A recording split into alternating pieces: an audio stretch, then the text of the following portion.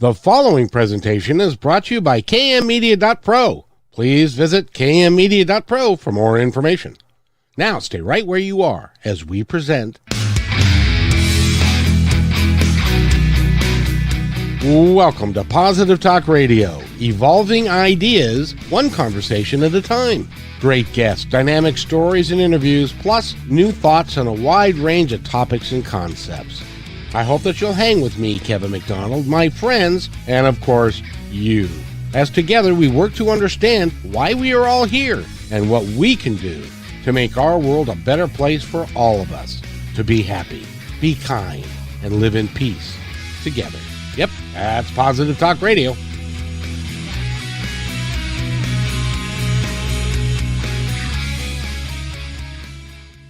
To Positive Talk Radio. It is Thursday. It's a beautiful day here in the Northwest.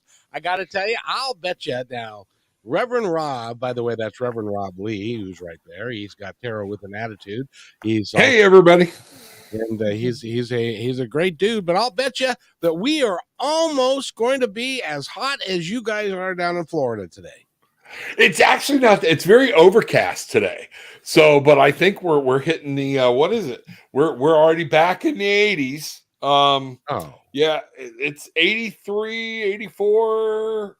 Yeah, and it's fixing to drop to 75. So because of it being overcast. But wait 20 minutes and that overcast will go away and we'll go right back. That's Florida. You don't like the weather? Give it 15 minutes. Today, it's been in the 50s for highs for like 2 weeks. And today we're going to hit 76. I thought I was in the running, but apparently we're not. But see, we have a drier heat here. We don't have the humidity that you have down there. That is true. I have seen people, they come down, oh, this is going to be great. No more cold. Yeah, you gave that up. Why do the motorcycles drive around with a 2x4? Because the asphalt gets so hot, they have to put a 2x4 down before they put their kickstand down because it'll melt and go right into the. Oh yeah. Oh, that's just lovely. Oh yeah. Just a wonderful place to be. And by the way, we did this show. We are truly around the country because we've got Florida's represented. Seattle and Washington's represented, and our guest today is in New Jersey. And how's the weather there, Kristina, in New Jersey? It's rainy and overcast, normal New Jersey, right, this time of year. And it's high of, 55 today, which is, just your typical spring. I'm ready for 70s. I'm ready. I live about a couple miles from the beach, from the Jersey Shore, so I'm ready for that shore weather. I'm ready. Wow. Do you go swimming with the sharks out there? I don't. I love the beach. The beach is my happy place, but I don't actually go all the way in the water because, yes, we do have sharks. We have we have a lot of stuff. My wife, I call it critter water. Yeah, we call it critter water. Yeah. It's beautiful for what it is. It's a beautiful, serene place to go. It is relaxing. And they do actually keep our beaches very clean, although you have to pay, money to get on them. But yeah, they're beautiful. It's just, I don't go in. You can't see what's in there with you. And there's stuff in there, so not for me, but many do. So. Wait a minute. You have to pay to go on the beach? Oh, yes. In New Jersey, you have to pay. Yes. It's public beaches you have to pay. And they do keep them very nice. But yes, it is. There's a cost involved, which is odd because even in Hawaii, which I love, you don't have to pay to go on the beach. So interesting, right? Oh, and it is. Of course, I guess you get what you pay for. If at least if they're clean and very all clean. Of that, that's good. Yeah, that's good. I can't complain. Listen, I live near the beach. I'm happy. That's right. Well, let's spend some time and talk about I don't know. Let's talk about you, shall we? Oh, okay. Sure. What would you like to know? Well, first of all, I love the book that you've written. It's called 5 Happy Choices. But let's talk about you a little bit because you've got a bunch of letters behind your name, just like Reverend Rob does. So let's talk about those letters a little bit. By the way, we're talking with Kristina Rienzi. Hey, I did it. How about that? Perfect. She's an MA, a C.P.C. Okay, what does that mean? And lots of things. So yeah, I'm a lifelong learner. I love school. I'm a nerd. I have my Master's of Arts in Psychological Counseling. I have my Certified Professional Coach certificate, which I did a year-long coaching program, which was awesome. I have a bunch of other stuff too, like certificate in happiness studies. I have, I'm certified to administer the Energy Leadership Index, which is an assessment on attitudinal assessment. I have lots of little letters behind my name, but the biggest one of all is my PsyD, which I just got into a doctorate in psychology program, and I'm in my second class, and I love it, and I'm excited. It's going to take me like 5 years, but you know what? I'm in it for the long haul. So here we go. So you actually, I don't know, like school. I love school. Yes, I love learning. I love it. I love all of it. I love learning, but I like to go somewhere else other than school for me. Right. So, Reverend Rob, you got the same. So she said a bunch of letters. What was the last ones that she said? What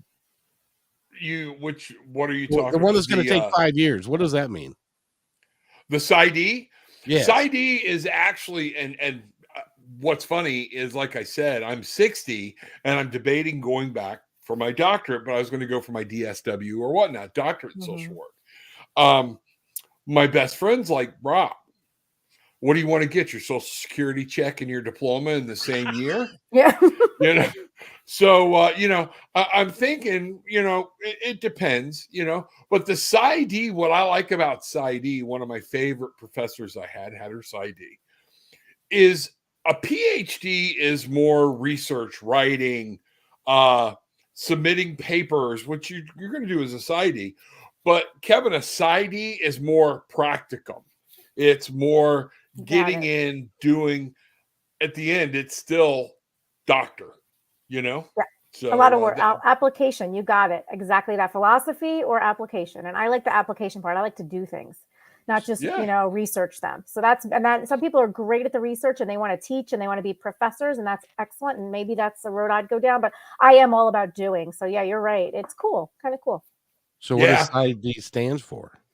It's a doctorate in psychology so PhD is a doctor of philosophy. This is a doctor of psychology specifically. Oh, very nice. Very nice. How are you going to apply this doctorate when you get it? That's a great question. I'm figuring it out. So many things. I'm like, what can I do? I can do so many things. Obviously I'm going to continue to write books. That's important to me. I'm a writer. I'm always a writer. I have an interest in helping people for sure.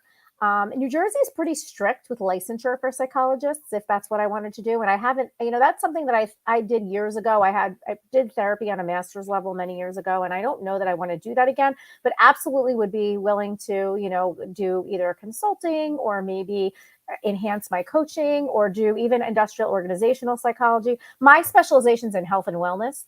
So I'll see what doors open. I'm kind of, I'm one of those people that's like, I believe it's going to work out and I'm open to the possibilities, and I don't want to pigeonhole myself any way, shape, or form. So I'm kind of just let me see what ruminates over the next 5 years and what strikes me. That's kind of my mindset going in. That would be, one of the things, like, that's one of the reasons I worked for 2 licensed psychologists. One of them's like, Rob, we need to get you into that. We need to do this. And her boss was like, no, he doesn't. If he gets his LCSW, he can do everything. Absolutely. You can do it. I could diagnose, I could do whatever. You, all. You just can't write scripts, and neither can they. And so that's the big weight of it. It's just more of a personal goal. Correct. Because now I'm looking to work more from home anyway. So maybe take what I got, be happy, sure. and see what's happening. You can do a lot with what you have. And even the certificate in C.P.C, I can do a ton with. I mean, I can do a lot with. I learned so much, which added to what I learned from psychology. And as you know, psychology and social work are a little different, but psychology deals with dysfunction to function. That's therapy, right? And coaching deals with function to optimal performance. And I'm on the positive psychology side of things. Like that's why I got my PsyD in health and wellness. That's why I'm going for it anyway. In health and wellness, because I want to focus on the positive psychology aspect of things. I did the abnormal psychopathology stuff. That was not in there, and I loved it, but I'm ready to look at the other side of it. But you can do all the things. For me, it was personal. I've always wanted my doctorate. I always wanted to complete my education. It's something that's been hanging over my head for me personally. I didn't do that. I want to do that. And I just said, you know what? I'm going to do it. This is a lifelong dream. If I do nothing different than what I'm doing today, I'll be proud of myself for completing it.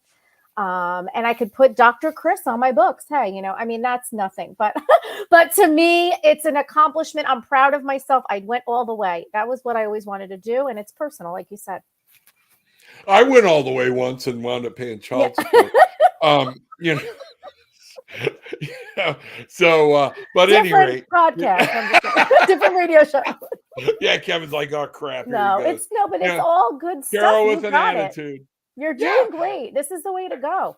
You know, and it is. It allows me the freedom doing what I'm doing now to work with people like I was doing. And Deborah, hey, how are you, sweetie? Good to Bangarang, my barefoot Bangarang tribe coming in the house. Glad to see you there. But you know, when I started working with, I have a lot of work. I had a lot of background in law enforcement, things like that. And I started working with addictions. Mm-hmm. And, you know, having to revamp that was like, these people keep hearing the same thing over and over again. What am I going to do that's going to make the difference? And one of the first things I did was take some of that stuff and throw it out the window and start recognizing people as individuals. And then I started bringing tarot in, and it started with me reading cards about the next client and how I'm going to individualize it. Then I left the deck out, and one of the clients walked in and went, "What's that?" And I found out in today's world now, people are willing to listen to energy, frequency, you know, subconscious, things like that. And it just opened a whole new world for me. I started using cards in group therapy sessions, things like that. But there was always that in the back, you know, of, well, should he really be doing that or whatnot? So, you know. I love it. I think tapping into energy is important. And I actually, my certification in coaching is in energy coaching. It's in bringing you from the low to the high, right? And more than that. But I love that. And I love your unique spin on it. And I think that your value, there's a value there for that. And people want that. They want to connect with each other on a deeper level. That's what this is all about. All the letters behind your name and the education in the world isn't going to change how you connect with people. I mean, you're connecting with people on a deep level. You're always going to do that. And that's what people need and want, especially now with everything going on. Absolutely. Oh, what's going on? Not much, you know. Whoa! Lots of things have been going on. The last few years have been a rough time for a lot of people. Yes, they have been. Yes, they have been. And in the process, you took some time and you wrote a book. It's called 5 Happy Choices. Tell us about it. Yeah. So coming out, well, when the COVID-19 pandemic hit and we didn't know what we were in for, right? I felt the deep dive into darkness like a lot of us did, and just like, what is happening? And it pushed me to get certified in happiness studies, which is the science of well-being, but also to want to help people feel good and tap into their inner happiness very easily with little things they can do. And I thought I could write this, like, you know, long book with all of the, you know, a lot of, like, you know, depth of scientific research, which I did use basic scientific research to back everything that, you know, proven scientific methods to back my 5 happy choices.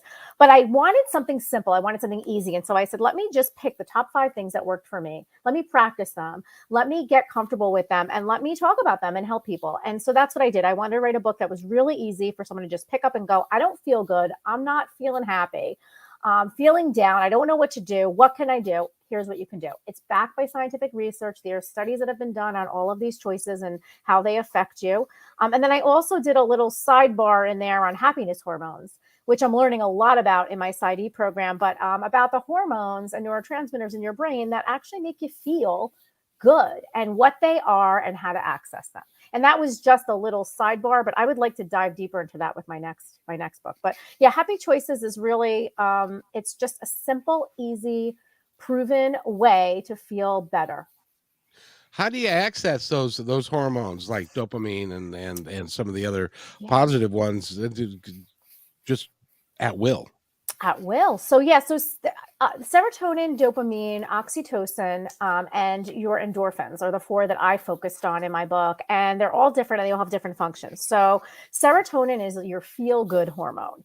Its main job is to regulate and stabilize your mood. So really easy ways that you can access serotonin would be doing something that brings you joy. Like for me, it would be writing. Writing is an activity that I enjoy. So if there's something that you enjoy, a hobby, you want to do that. Also, going outside in nature is something that would activate the serotonin in your brain. And also music is directly connected with serotonin. So that's huge. And dopamine's another one you hear about. That's actually your happiness hormone. And specifically, it's like when you don't feel like you normally would, like you're feeling down. And I don't mean truly depressed or in a state of darkness. I'm talking about like you just don't feel like yourself. You're feeling down. Something as simple as going outside and getting, your vitamin D from the sun is something that will increase your dopamine on demand. Really? So and there's lots cool. of things you can do. I mean, unfortunately, there's no way, for you to go, oh, what's my dopamine level? You know what I mean? What's my serotonin level? But there are ways that you can just, depending on how you feel doing these things and seeing, did that work for me? Maybe that doesn't work for me. Maybe music doesn't do it for me, even though it's supposed to do it. What does it for me? For me, it's going outside and being in nature. That does it every time. When I don't feel right, I feel down, at just sitting outside in the quiet, listening to the birds, getting the, feeling the sun on my skin, just breathing in the air. Like for me, that's like an immediate, I feel good. I can go back. I need to walk away from the desk or whatever, is going on. So, and everybody's different. So part of the book is really about testing these things out to see what works for you and doing more of that and making it a habit. So you're doing something small every day to feel good. That's interesting. Rob, what do you do to feel good? And it's funny that you bring that up. Like, I got to get outside. Mm-hmm. I got to stand up. I got to look. I got to see what's happening in the world because, a lot of times with what you and I do, I'm inside a lot. Mm-hmm. And there might be a day or two where I never get out of the house. So mm-hmm. getting out of that, believe it or not, one of the things makes me feel good. I go to Costco. Mm-hmm. I'm walking, I'm looking,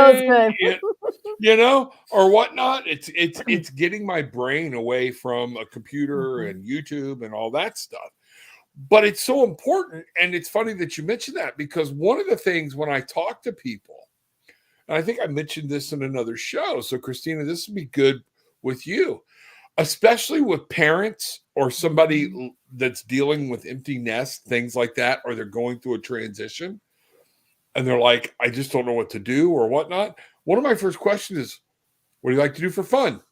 And it is amazing how many people will look at you and go, they don't even know. They don't know what makes them happy. If you don't know what makes you happy, you're looking to other things, sure. McDonald's, Starbucks or whatnot. And then it gets even worse to trigger those dopamine things. Definitely. Because you're going to do dopamine things. Mm-hmm. So that's one of those things that, it's important for us to stop and go, what do I enjoy? Mm-hmm. Is it coloring? Is it going to the range? Whatever mm-hmm. it might be mm-hmm. for you, and setting those boundaries. So even parents, listen to me. You can tell little Johnny no for a minute and mm-hmm. take some time to yourself. Okay. And learn that, it's okay for you to have fun too. Mm-hmm. And that's a great point that you bring. Cause I talk about in my book in the beginning, like you have to know what brings you happiness in order to do it. Now these are ideas and you can try all of them and they do work, but what is it that brings you joy? And it's diving into that. And I, trying to help people figure out what makes you happy. A lot of times you're doing it and you're not paying attention, but you feel good, but you're just like, you're doing what you're doing and you're enjoying it, but you're like half paying attention to this, or you've got your phone out or whatever. And you're not really in the moment, and being in the moment and feeling like, hey, this makes me happy. I feel good. When you're happy and you feel good, you just have to pay attention to that. And those are the things that you enjoy, that you should be doing more of. But you're right. So many times it's like, I was very lucky to always know like what I wanted to do and what brought me joy. But you ask people and I talk to them like, what makes you, I don't know. I don't have a hobby. Nothing brings me joy.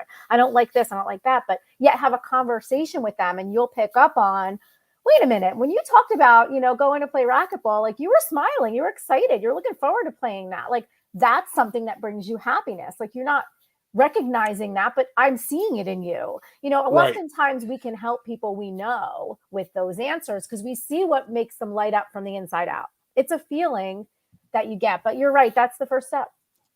It is amazing to me that there are people out there, and there are a lot, which is why you're in business, both of you, because there's lots of people that are not. They don't know what happiness is. They don't like their job. They are stagnant at home. They're just doing, not being, and they've got all kinds of self-doubt and issues and stuff like that. And our society is kind of built that way these days, isn't it? Absolutely. And that's one of my things, is breaking the programming of understanding. Nobody's taught to thrive anymore. They're taught to exist. And if I am paying my bills, I'm in a decent house, the car gets me from point A, my kids aren't in jail, we've been taught that's success, but it's not living. And that's what I want people to see. That's why the bangarang, yell bangarang. What you put out is what you're going to get back. So if all you want to put out is, I got to pay my bills, I'm successful, then don't blame me at the end of this ride when you're like, I don't know what to do and I'm bored out of my mind. Wake up. They're not It's happy. One of those things. Yeah, and that's it. Yeah, and it's so hard. It goes so much deeper. And I will tell you this, even though, I have all the tools and information and I know what to do, like listen, I am imperfect as the next person. And I have days where I don't feel good, or I'm sad or angry or whatever. Like, all the emotions are relevant. We don't discard them, right? We don't just say, well, you have to be happy all the time. No, we don't. That's the other thing. I think that the misinformation about happiness is that you're just supposed to be walking around happy all the time. Exactly. No, you're not supposed to be happy all the time. You're supposed to be human all the time. And I think acknowledge that sadness happens, anger happens, jealousy happens, all of those things. Pay attention to that. They teach you what you want and don't want in life. The idea behind happiness and being able to, have a happy life, that means, like, I do know I can access happiness whenever I want, not just because of the book I wrote, but because of who I am. This is a choice I made. I made a choice to be happy and to have it as a priority. I have moments of all of those feelings, and happiness is also a feeling, but happiness to me is more than a feeling. It's a state of being, and It's who I am inside, and I feel it all the time. And I swear, I was doing the laundry the other day, and I'm, just in the moment, and I literally got this wave of just like, I love my life. I'm very happy, not because it's perfect. It is not perfect. It's full of stress and anxiety and fear and all of those things. But I want to live every day with that feeling of, I'm happy, I'm healthy, I'm grateful. I'm very, very grateful for everything. So you're absolutely right. It's not this, I have to walk around happy all the time. It's this, the answer is, I know how to access happiness, and I choose it. I choose it when I need it, and I acknowledge it when it shows up. When it shows up in something I'm doing, I acknowledge it. And like, this brings you joy. Do more of that, whether that's popular or not, So I with you 100%. I think people need to know they have a choice. They can choose it, and choosing it doesn't mean that you never feel anything else. It just means that you have the power to choose it when you need it. Go ahead, Kevin. Well, I was just going to say, but see, in my world, first of all, nobody asked me what brings me joy. What brings you joy? This. Yes. Whining. Whining. No, this is honestly what brings me joy. I love talking to people like you and Reverend Rob and to help people understand that there's a better way to live, a better way to be. And see, my life is full of, I've had physical challenge, I've got mental challenge, but it's full of love and it's full of life. And I love my life. And I love it more every day because I get to talk to really cool people like you guys. And we get to have really cool people like Monica and Deborah and others that are joining us on this format, because it's so much fun. And but I gotta ask you, were you always this way? Did you grow up when you were a little girl? Where did you get the passion and the drive to do what you're doing? That's a great question. I think I was always this way inside, but I grew up, I was an only child, introvert. I like my reading and being alone. I was not like, this extroverted, bubbly. This is who I am when I'm happy and around people. But in my own life, I was just a very introverted person, and there's nothing wrong with that. That's just who I was. And so, but I was always a helper. And I think it came from my parents. My parents were and I talk about them in my book a lot, very kind, very loving, very supportive. They believed in me. They gave me the liberty to be my own human being, whoever I wanted to be. And they supported me, which is so important, whoever I was, right? Also, I think I just saw, like, I came from a regular old working class family. You know, they went to work, they put food on the table, and there was nothing wrong. I had no traumatic childhood events, you know, that I can recall, with the exception of, you know, I had a lot of death in my family growing up, which I think affected me in some way, probably why I wrote my thrillers that I wrote, right? But at the end of the day, I wanted to be able to do the very best. My parents worked very hard to put me through school, and I thought, I'm gonna go for school, and I'm a driven, passionate person. And for me, my mother always taught me education is really important. You have to be educated. You need to, you know, get your education, then you can do what you want to do. And so I was brought up with a work ethic and education being valued. And they didn't have a higher education, either of my parents. So they wanted that for me. That was really important to them, and it became important to me. And I think through that, I was a driven, passionate person all my life. What I will say is, until my mother died, prior to my mother dying in 2015, I did not see myself as a happy person. Okay. I was not. I was just exactly like you said, going through the motions, success after success, moving on to the next thing. It took me going through 3 years of being absolutely miserable and grieving really badly to pull myself up out of that hole and choose happiness, because she was the kind of person that no matter what she went through, she was positive, she was happy, she was loving, she was kind, she was generous. She would give you literally, she gave someone her car. Like, this was who my mother was. They needed it more than she did. She didn't have much, but it was like growing up with that. I thought, she's not here. I have to be that. Let me figure out how I can be that my way. So yeah, it was one of those things where it was an evolution of life happening to me and me choosing what I was going to do with it. And I was always a helper. I went to school for psychology and all that, but it wasn't until a true, like what I considered the tragedy of my life thus far in losing my mom, that spearheaded me to go, you got to do something about this. You got to work on this. You know, it's interesting. Not only are you going to school incessantly, but you've also written 10 books. In addition to the nonfiction book that we've been talking about, if you go to her website, which by the way is called Kristina Rienzi.com, if you go there, you can look at all of her nonfiction and fiction books. And when do you have time to sleep? Yeah. You know, and I have a toddler now, so that's interesting. Oh, geez. I know. Add it to the mix. I have to. I remember someone telling me, you talk about intuition. There was a woman, a mother of a friend of mine, who said, I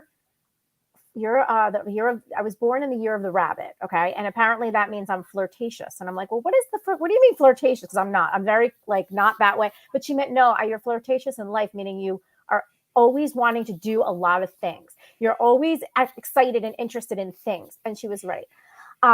So yeah, I just, you know what, at the time that I wrote all of the thrillers was around when my mom was sick, and it was the way I grieved through writing. I dealt with grief through writing. It was cathartic for me. I wrote a lot of thrillers. I tapped into the dark anger, sadness, all of these things. And they worked well for me then. And then, yeah, when I was, you know, healing from that, then of course, this is the path I'm on now, the nonfiction path. But, you know, I am somebody who I'm just a driven person. And then if I want something that I feel like will be of value to me or the world, I go for it. And there's like nothing standing in my way. But I will also say this. I am one of those people that puts the pause button on too. Like, I make time for relaxation. I say I don't work on Sunday. I shut down by a certain time every day. I want family time. I want it all. And if that means something has to be sacrificed, it's not going to be the people in my life. You know, it's going to be the work. So. Oh, that's awesome. So you do take a break every day. I absolutely force breaks. I never used to. I used to be a workaholic, and I'm probably still am inside. But yes, I take breaks. I take breaks for important things like family and downtime. And, you know, if I don't do that, I'm not going to be able to sustain what I have to accomplish. So I make sure that relaxing and downtime is a part of my schedule. I compartmentalize my schedule very well, and I'm a planner. So everything is Monday through Friday. It's, you know, I'm very strategic. And then once the weekend comes, I'm done. You know, I don't do anything. You need to write a book about being strategic.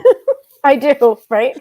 What works for me. It is. I know sometimes that, you know, as a writer for fiction, it is different than this. This is actually easier, and I love this a little bit more, I have to admit. But when I used to write fiction, it's like you're trying to be creative, and I would go like, I have writer's block, and you're staring at the screen, and sometimes sitting at the computer meant nothing happened. But I sat at that computer, and I think that's it. It's discipline. Anything you want, you need to work for. I love law of attraction. I'm a believer in energy and all of those things, but I also feel like inspired action is what makes a lot of stuff work. You've got to be inspired to do the work, even if the work is connecting on a human level. Maybe that's the only work you have to do. Tell people what interests you, what your passions are, and see what comes back, right? But I feel like you've got to do something. You've got to put it out there in some way that's meaningful, that you feel deep in your heart, because otherwise it's just a dream. You know, a dream becomes reality when you do the work. And the work could just be sharing your feelings or your truth about what you want. Or it could be literally like I'm doing right now, sitting down, writing, papers for my PsyD. And Reverend Rob, I told you that she was going to be great, and you agree with her 100%, don't you? Oh, absolutely. Absolutely. That's one of the things I was trying to say earlier is, because people learn to be present, be mindful, be in control, some of them in my circle will call it enlightened. Okay. I'm not talking about woke. I'm talking about being enlightened or awakened or whatnot. Spiritual. One of those things is we believe we are spiritual beings having a human experience. And part of that is emotion and being happy. Mm-hmm. So it doesn't mean, like Jesus walked the earth. At some point, he got pissed. At some point, somebody upset him. All right. At some point, he told a joke. All right. But it's knowing that you have surrounded yourself with people or spirit or things and have learned how to take control when those emotions seem overwhelming, to be able to sit back and go, wait a minute, I'm in control of this. And it's a reminder to everybody, people who are teaching this and coaching this, we're not walking around like, no. That's not what's happening at all. We got tempers and everything else too. The beautiful part is people that are really practicing this and learning this, they can just snap back out of it lot quicker by putting positive practices in. That's exactly what you said. It perfectly. It isn't about not having a human experience. It's about choosing our experience as well. There are things that are going to happen and we're going to choose. I've had times where I'm like, I'm angry. And you know what? I need to be angry right now because angry is going to get me to act. And I'm mad and let me get that out. And then it's like, okay. But the thing is, I don't root myself in anger and I don't get stuck there and I don't drill a hole in a cave and live there anymore. I've done that already. Or sadness and grief. I'm still grieving my mom 7 years later. I'll never stop grieving her. I love her so much and I'll always love her, but it's different. And I choose, like, I'm not living here. I'm not living in this dark place. I'm going to visit the dark place sometimes because I need to go there to grow, but I'm not living there. And I choose to not live there. But I do think it's important when we talk about happiness, exactly what you said, to honor the negative feelings because they're real and they tell you something. They tell you what you don't want or what you want. They tell you something about yourself and pay attention, but don't live there. It's unhealthy and not healthy for your body. And it's no fun. No fun. And no fun. It's no fun. And it is unhealthy. And actually, I will say two quick things about it. There are cells in our body, and I'm sure you know this, Reverend Rob. There are cells in our body that are affected by our mood, right? And our attitude. And it's basic health psychology, but at the end of the day, there's anabolic and catabolic energy that goes on inside of us. Catabolic energy is negative. It's that anger, hate, and frustration, and all of the things, the hopelessness. They actually break down the cells in your body. So they cause disease, okay? They cause diseases.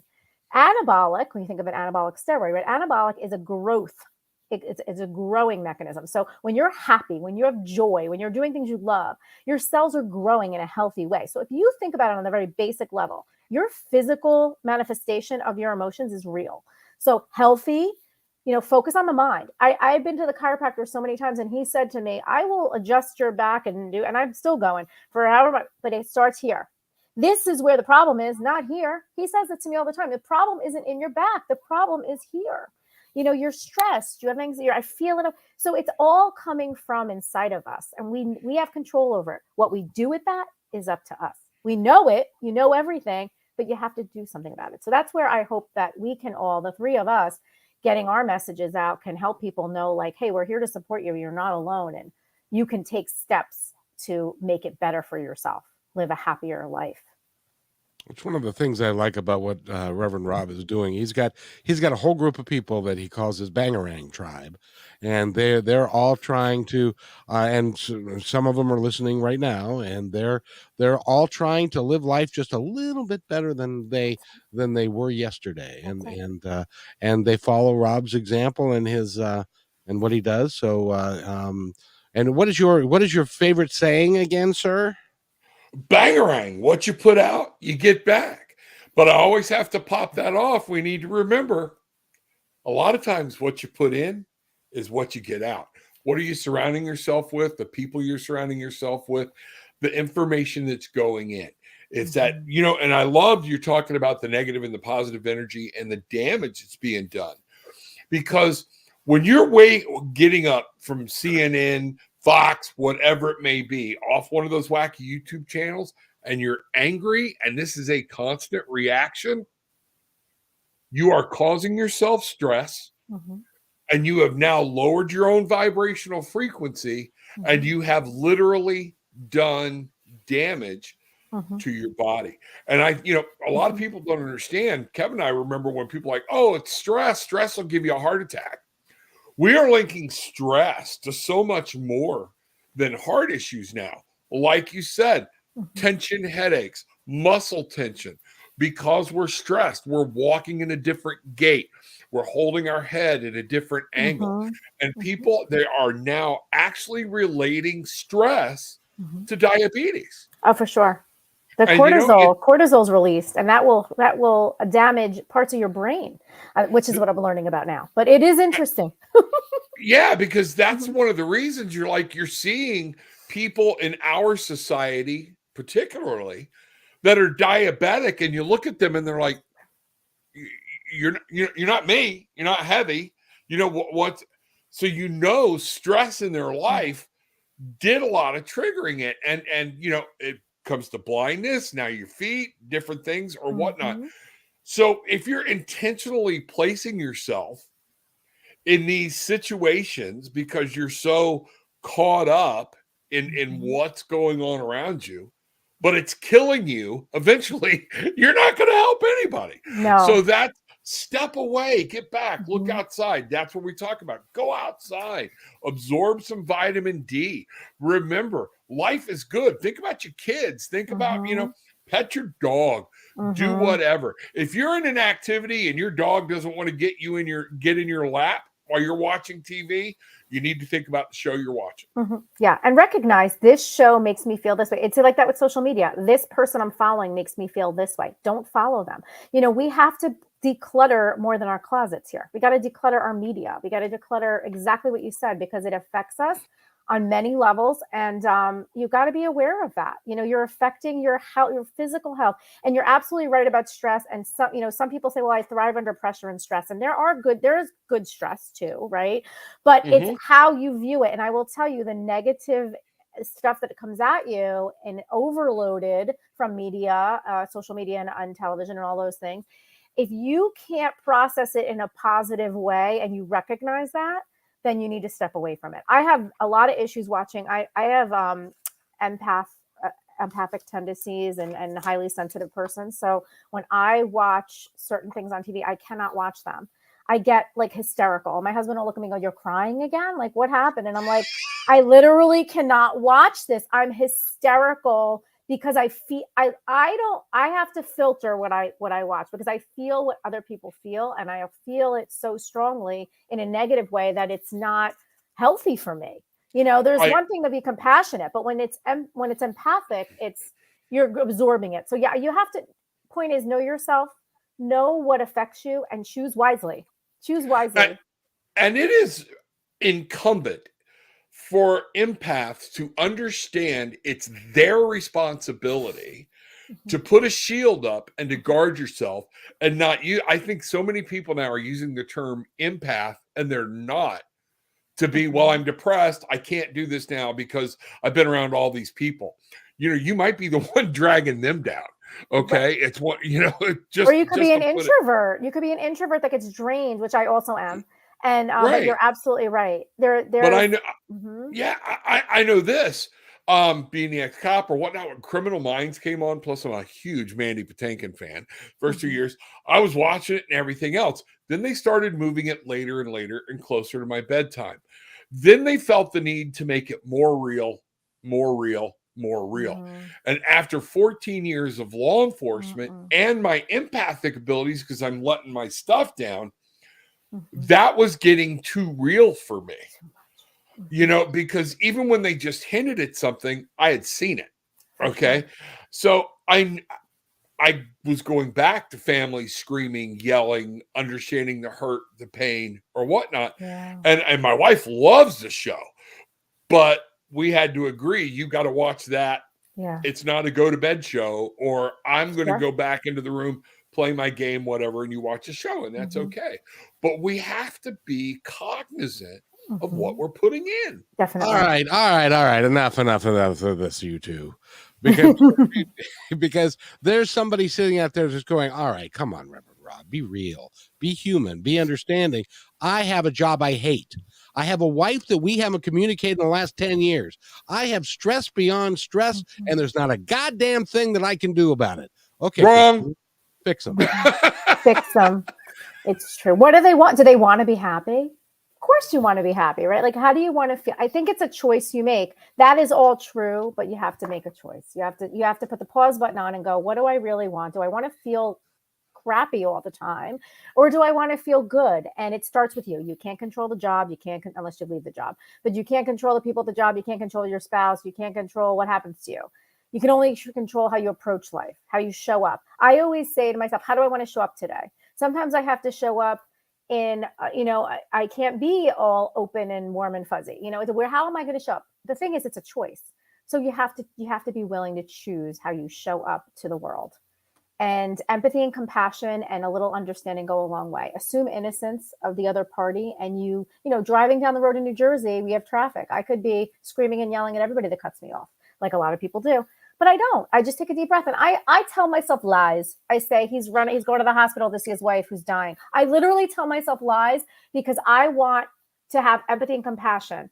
And what I also do, which is a little, nutty, but I literally, when I'm driving, I give good energy to everybody. I bless everybody. Like, I'm like, good, bless you. Hope you have a good day. I don't know these people, but I just put it out. I'm doing it to the whole highway, and because to me, if I give that, just like you were saying, you give out the good, it makes me feel good. So I am always saying that, and you have to kind of approach things the way you want to be received. If you want happiness, you got to give a little. You want love, you got to give a little.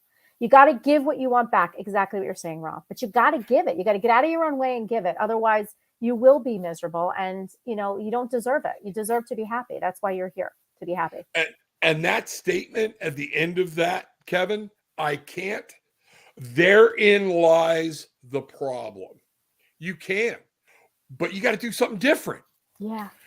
Definition of insanity. Doing the same thing over and over again and expecting a different result. So that's the reason divorce, making changes, counselors, do something. But if you're saying, I can't, then you're taking this and you're making this your own problem because you can. All right. You're not a tree. Move. Okay. You're not stuck in this. You can leave, but then I have to. Yeah, but you're going to have to make choices. So what are you going to do different? You can't change your spouse. You can't change your kids. I guess I can. You can change your job. You can change your job. Yeah. You can change your job. Is it scary? Yes.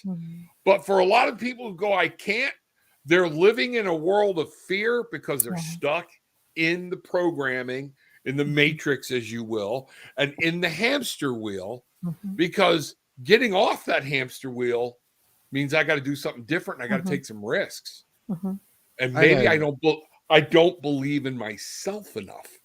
I had a high school or a boyhood friend who reached out to me after many years.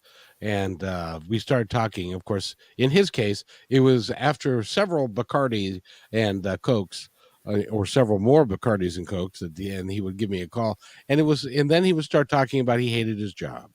He hated his life. He didn't like, and I listened to that for only so long. And then I said, well, Kenny, you have the ability to change it. You have the right and the ability to change anything that you want. He stopped calling because that wasn't what he wanted to hear. And you know what's important about that is to understand that's okay. Depression, these things, can become very comfortable because now I have an excuse to lose my temper.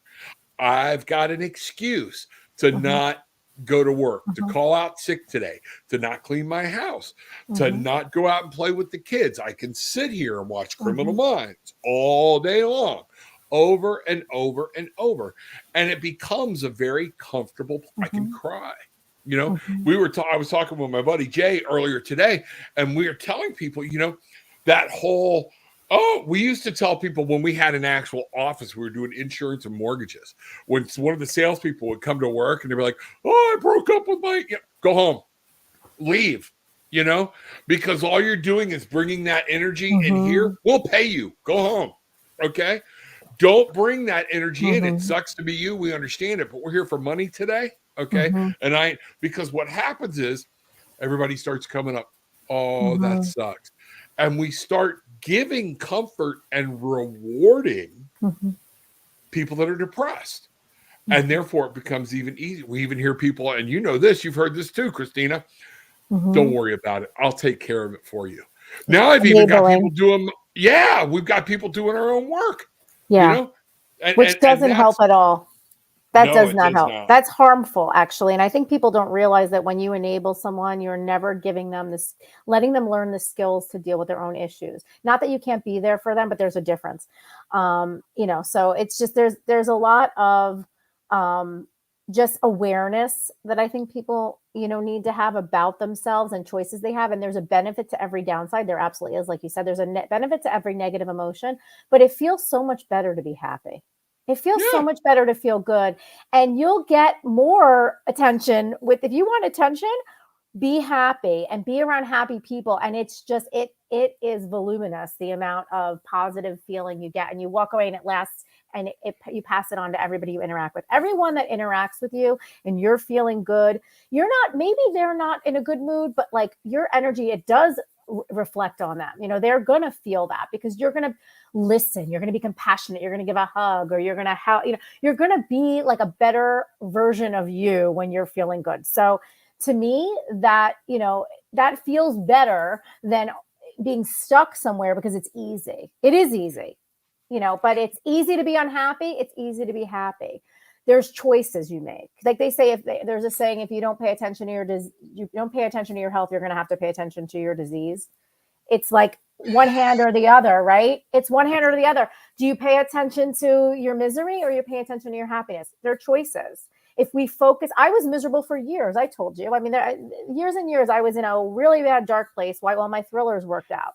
But I chose, I'm going to shift gears here. I don't want to do that anymore. This is what I want to do. And by the way, there's nothing wrong with thriller authors. I have lots of awesome friends that write thrillers. But for me, I used it as therapy. And I think you make a choice and you choose, instead of focusing on all that's wrong, which I can do because there's a lot, I'm going to focus on what I can do to be a better person to the people in my life and just show up in life, enjoy my life. This is what I got, and I'm gonna live it. You're pretty awesome. I got to tell you. I don't know. Thank you. I'm just trying to survive, right? Survive and thrive. And if I help anybody along the way, that's why I'm here. I feel like this is my gift, is to share my experiences and what I've learned and my education. I want to share with the world. Anything I learned from school, I'm willing to share it. If it can help somebody. That's always been something that's been important to me. Go ahead, Rob. And then I got a question to ask you. Yeah, no, I was just going to say, because one thing people need to be aware of, you're like, why are they down all the time? Crying feels good when you're cathartic. Depressed. It releases negative emotion, negative energy. So that's why sometimes people feel so good after a cry. They're subconsciously going, I think I'll just stay here because I have all these wonderful thoughts, wonderful memories, blah. But it's like it said, at some point you have to say, I'm not honoring this person's memory, even in grief. I'm not honoring what they would want me to do. Okay. And we have to move on. You know, I see it funny. Did you see Bruce there about, I told you about the hamster wheel thing, drinking game, tarot with an attitude, drinking game. Whenever Rob says hamster wheel, we have to take a drink. We are not drunk near as much now as we were. Because I love that saying. I say that a lot. I say hamster wheel a lot. Yeah, absolutely. Hey guys, what's happening? Bangerang, you know? Indeed. By the way, Kristina, I got to ask you a question. I don't know if you have your calendar in front of you, but I also do a show on KKNW 1150 AM. I would love to feature you next Wednesday at 4:00 if you're available. That's Pacific time, and that is 7:00 your time. That should work. I don't do anything at night, so it's perfect. Except you have a child. It's bedtime. Bedtime's like 8, so perfect. So we'll get together because so everybody that's listening, you can go and to KKNW next Wednesday at 4:00 Pacific time, 7:00 Eastern time, and listen to more of our conversation because Reverend Rob will be there as well. He's hanging around all the time. Can't get rid of him. I don't know why. No, I'm kidding. He's great. He's great, and you were great, and I did have to ask you though. You are so animated and so alive. Does your husband ever say, honey, just calm down? Oh my gosh, all the time. Yes, of course. Yeah, he knows I'm like, I'm running around doing a million things. I don't sit. I don't sit at all. But no, I do. I find the quiet times, like I said, on the weekends, I'm like, I don't move. I'm just like, I just need to relax. But I'm glad you take the time. There's balance. I'm a Gemini, so there has to be balance, right? Twins. Exactly. Kristina, before we go, is there anything else you'd like to tell our audience before and just anything at all that you'd like to let them know? You know, no matter how hard things get, and they will get hard because that's life, remember you can choose yourself, you can choose happiness, and just, focus in on that and what you can do. And there's lots of resources out there. I mean, my book for sure, but absolutely anything and anyone that brings you joy, connect with them because you deserve to be happy. And, I think that's something that we all need to be focusing on right now. Get away from the TV and go for a walk. Absolutely. And Reverend Rob, do you have your cards available, sir? Yeah, absolutely. Never leave home without them. What's going on? I got a question for you. Does 5 happy choices get on the New York Times bestseller list? Does 5 happy times get on the New York Times bestseller list? You know what I'm going to do here? Let's do this. We're going to go right to our pendulum. I'm going to use the pendulum today instead. All right. I'm going to ask that love, light, and only energy of white and good for us be allowed to use the pendulum. Pendulum do not acknowledge anything that's not of the light. I'm going to ask you today, will you work with me? Yes. So we're going to get working now. So is this lovely lady's book, what's the name of it again? 5 Happy Choices, the simple way to a happier life. When did it come out, by the way? It came out February 1st. So it's just out now, Reverend Rob. Let's see if we can figure out how well it's going to do. Can you come up with something like that? I will if you'll hush.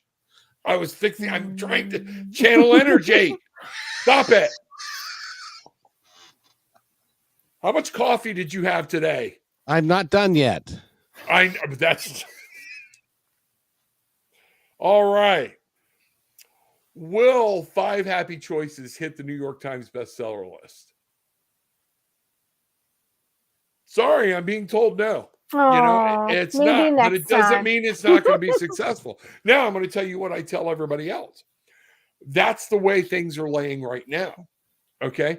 As you go on, you move forward, you become more known, things like that. It doesn't mean things can't change. Of course. And I believe they can. And that's what I believe here is that something you're going to need to do will shift that. Okay. And go, to take it from there. What does Kristina, need to shift to get this book, to the New York Times bestseller list?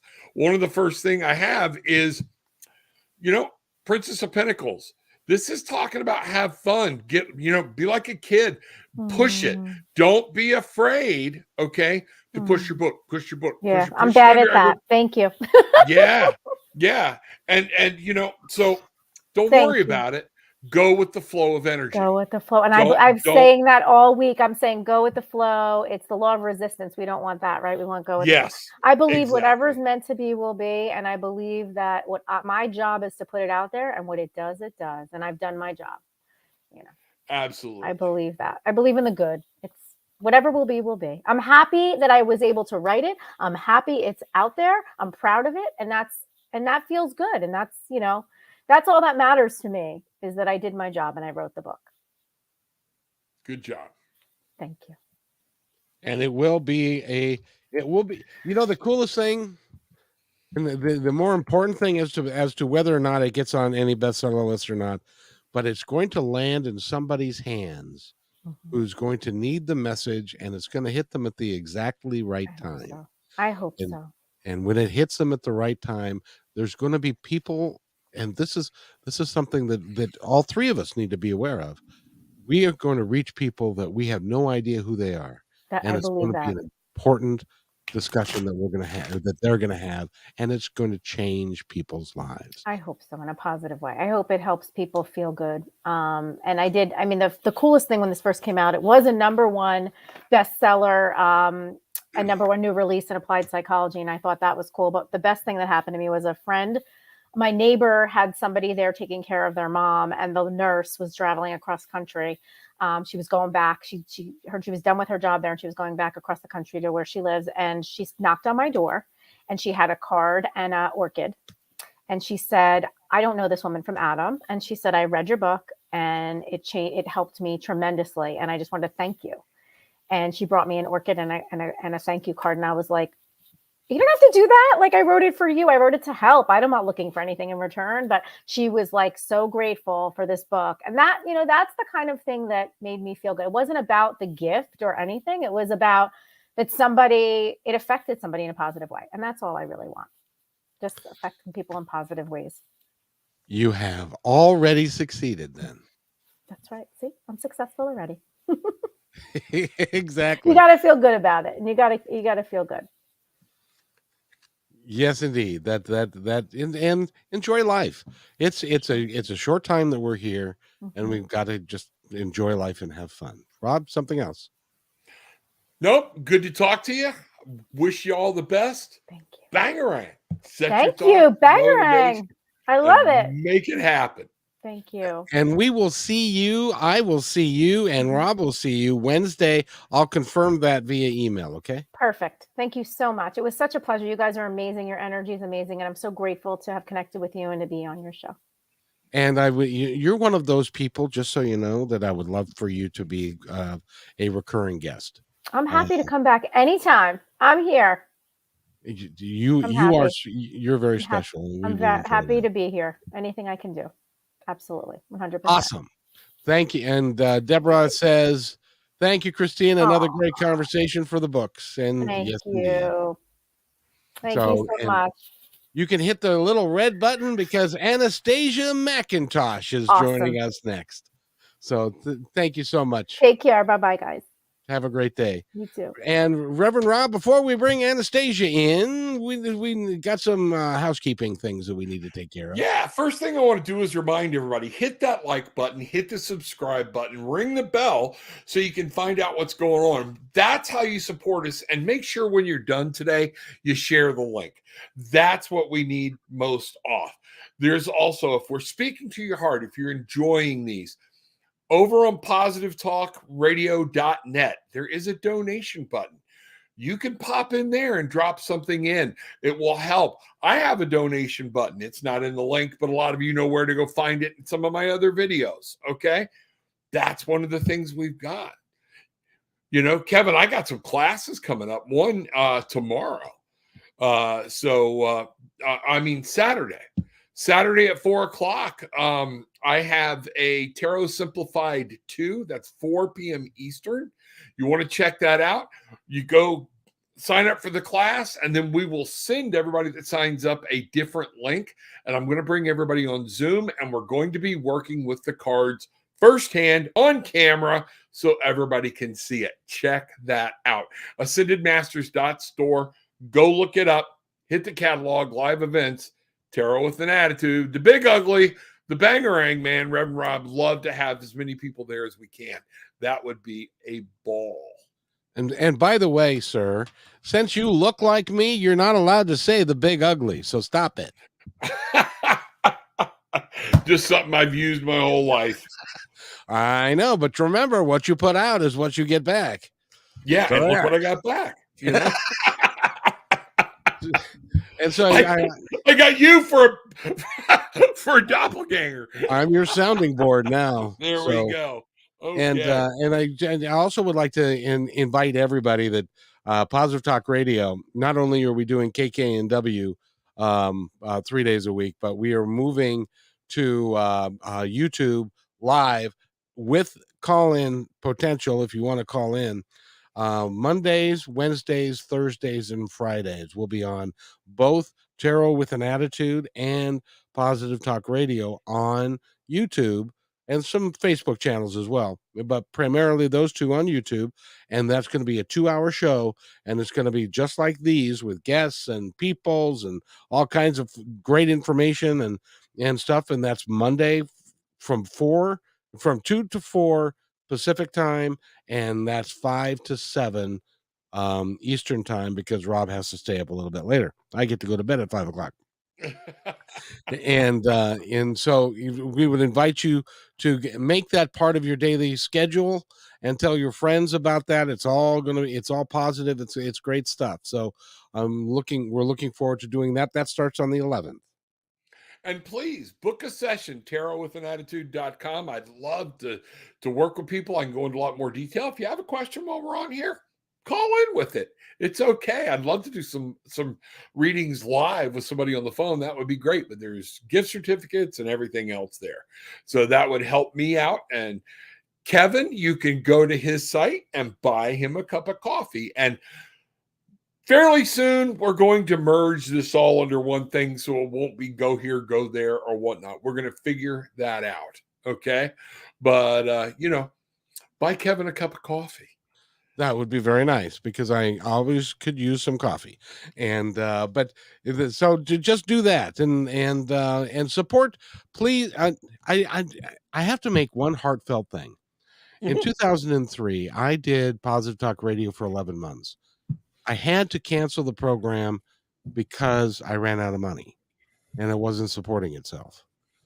Don't let that happen again, because we need your help. This program is vital. And I recently found out, Reverend Rob, that there were people in Washington that remember that show from 18 years ago. And they were actually having a conversation about how impactful it was. So it's necessary. And with the addition of Reverend Rob, we can do a lot more. And Anastasia is sitting there patiently waiting. She is such a dear. So we should probably bring her on and talk to Anastasia. How are you, young lady? I'm good. How are you? Oh, good. I'm glad that the audio and the video are working just perfectly. Yes, they are.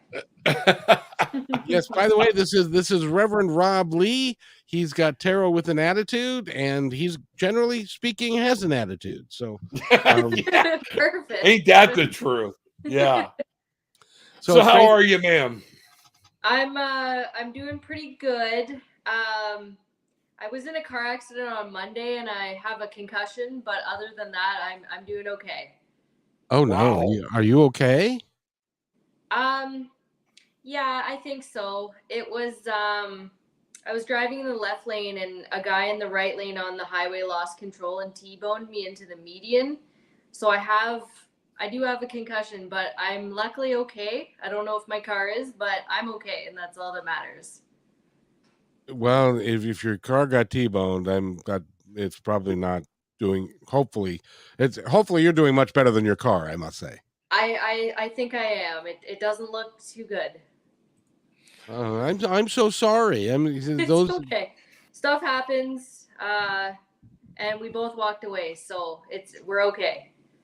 There you go. Everything else, it'll be aggravating, in today's world or whatnot. But it's not near as aggravating as hospital or funeral expenses. That's right. So yeah, good things happen in there. Okay. Well, and I got to tell you that Reverend Rob, every guest that we have is right up your alley here. Reverend Rob was a policeman for 14 years, and you hold a diploma in police foundations and a Bachelor of Community and Criminal Justice with distinction. Yes, I do. Which is pretty cool. Thank you. What does all that mean? Cool.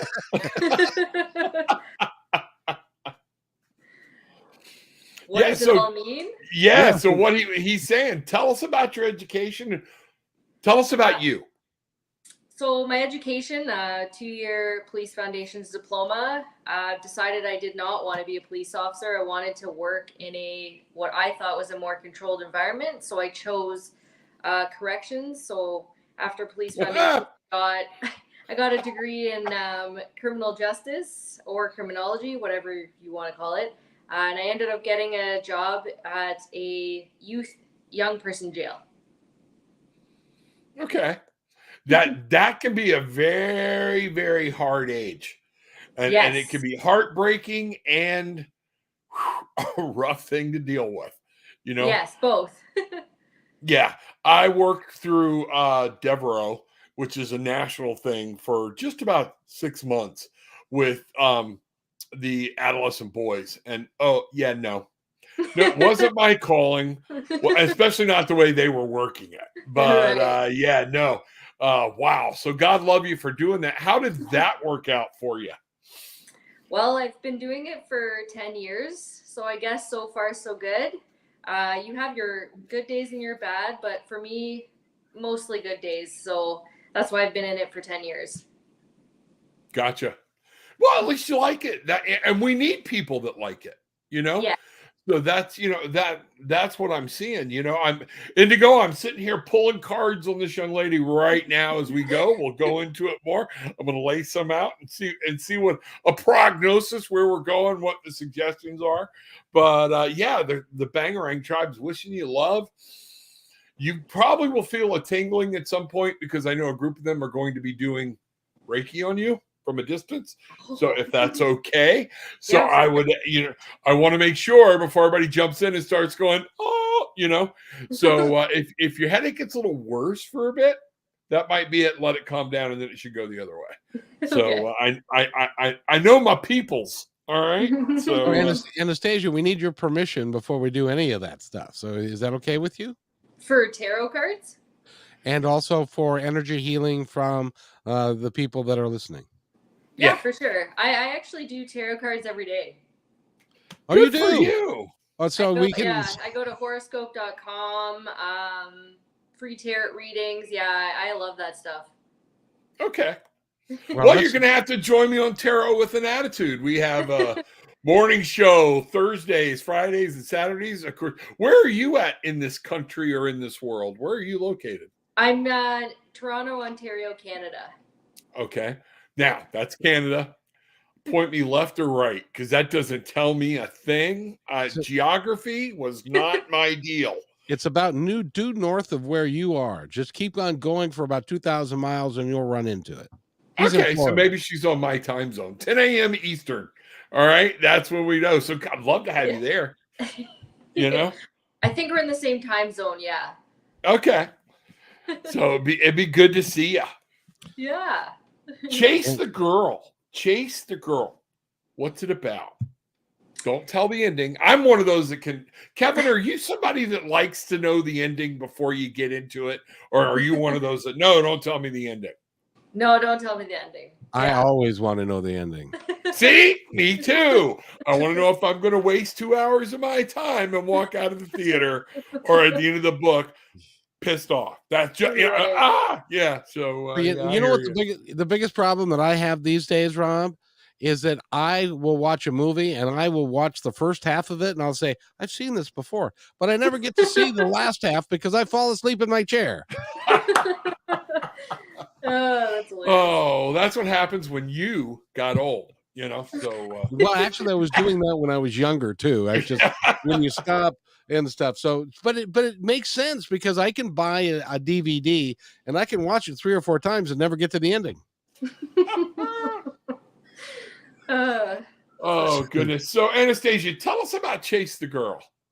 Okay, so it's an erotic and compelling tale about a strong female-led character named Alexia who wakes up on the floor of her grand home embedded with a knife. Because she doesn't know how the knife got there, she tries to find out through sex therapy, deep passion, and the courage to pursue her world. She sets out on a path of self-discovery to find the truth of her world, essentially. Wow. What a plot line there. Sex and knives just never worked for me. There was not a call for that, So God love this girl, So what about you, Kevin? Any knives or needles or pens or clamps or No. It's never mind. I'm not going to go there. But I have friends that do. I don't knock it. It just, no. Nay, Fluffy. Yeah, no. So you're not coming at me with that. So Anastasia, this is not an autobiography. This is a fiction, correct? Yeah, so it's about 25% real and about 75% my imagination and things I came across. Wow. Very good. But the erotic part, you've got some of the ladies going, well, let's see, what's the name of that book again? Chase the Girl. I think I should go get that. Yes. So what made you think of it? What brought it to you to life? So I wrote it 10 years ago. And I just had flooding thoughts come to the forefront and I just wrote them all down. And what inspired me to culminate all those thoughts into a book was a businessman who knew my strengths, knew my weaknesses, knew I liked writing, and said, you should make that a story and write a book. So I did. Good for you. Good for you.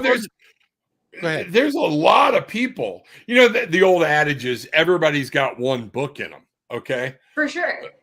The problem is everybody ain't got the patience, the wherewithal, or whatnot to put it on paper. So God love you. Congratulations. You've done something many human beings will not do, especially a real book, not just an ebook that's 10 pages. Right. Oh, I'm an author. Well, 10 pages. Yeah. I had spelling lists in 7th grade that were that long. So I don't know if that constitutes an author or not. So, my book is 18 chapters and about 327 pages. So it's a bit longer than 10. Yes, it is. Wow. Yes. So now you said you wrote it 10 years ago. How long did it sit on the shelf before you had it published? About 9 years. I wrote it 10 years ago and I was 25, 26 years old. And my main goal in life was to start a life for myself, get a job after I finished school, move out of my dad's house, all those things, right? So I spent the last, I would say, those 9 years developing a life for myself. And then it wasn't until my current partner said, you should actually publish that. And that was around, I think, a year ago, January 28th, 2021. I actually got it published and so far so good. Yeah. And you know what? So what do you think made you hold on to it? I think I know the answer, but I want to hear you. You had already done the hard work. Yeah. Why put it on the shelf? So again, I put it on the shelf basically because my partner currently was like, you should get that out into the world. You should definitely publish that. So I did. And prior to that, like I said, I was just trying to get my life started. I had just graduated from 7 years of school and wanted to actually start a life and move out of my parents' house. So that was more of my priority versus publishing the book.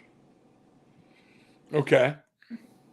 So you were just really just starting your life out because you know my parents kicked me out when I was 19, but they not done that, and I would have wanted to have gotten out on my own anyway. And so you tend to put things behind to the side until the timing is better and right. But it sounds like the book is timeless in that because it's a erotica, a novel kind of thing, that it will hold up really well. Has it held up well?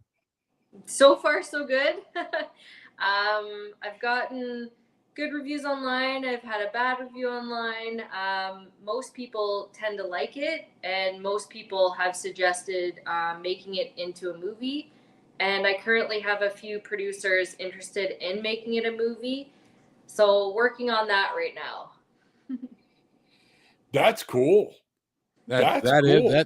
Yeah. Hey, Rob, would you like to pull some cards about that? Yeah, sure.